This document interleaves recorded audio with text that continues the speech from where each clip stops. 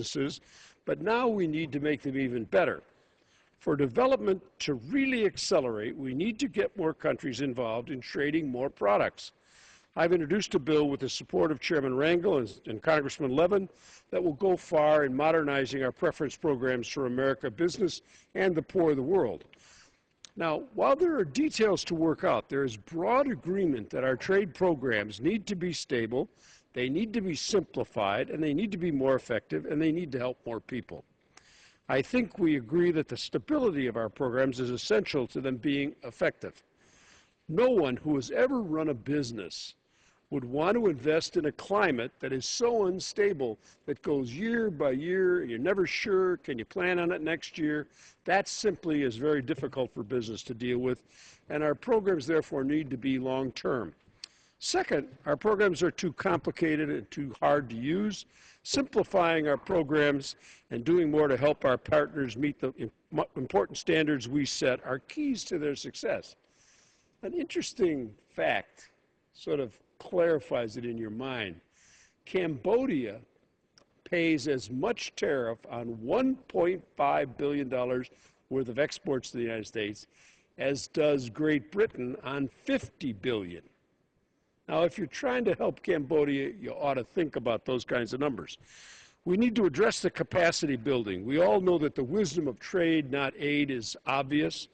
Preferences help our trading partners quite a bit, but without thoughtful capacity building, we can only help them so much.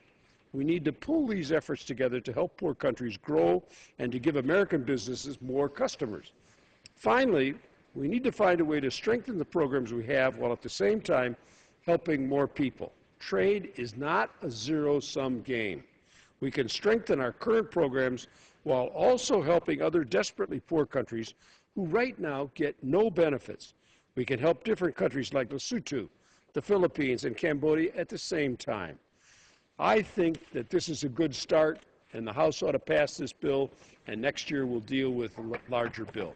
I yield back the balance of my time. The gentleman's time has expired. The chair recognizes the gentleman from Michigan. At this time, Madam Speaker, I yield 2 minutes to the distinguished member of the Ways and Means Committee, the gentleman from Washington State. The gentleman from Washington is recognized for 2 minutes. I thank the gentleman for yielding. Madam Speaker, I rise today also in support of this legislation to extend our trade preference programs. Trade is vital to creating jobs, growing our economy, and strengthening ties with key partners around the world. Preferences are a bridge for developing countries to enter the global market, to grow, and to achieve permanent trade relationships with America. Look no further than South Korea and Colombia for great examples of preferences done right. Through successful preference programs, both allies now stand ready to enter into permanent trade agreements with the United States of America.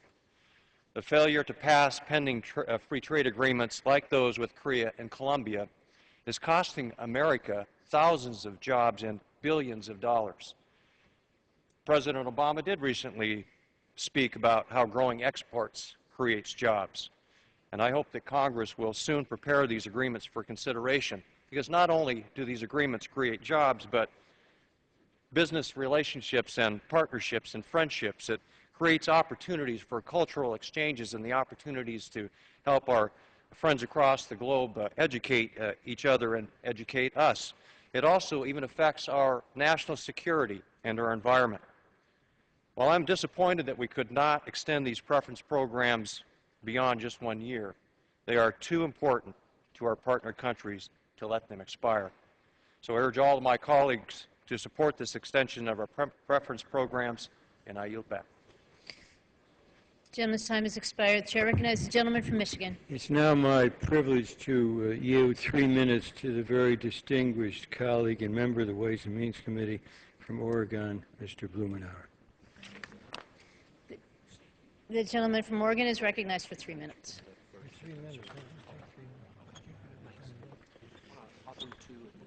I appreciate the gentleman's courtesy in permitting me to speak on this, as I appreciate his thoughtful leadership in this area of trade and balancing the commitments that we have. The extension of the system of preferences was not merely related to trade, but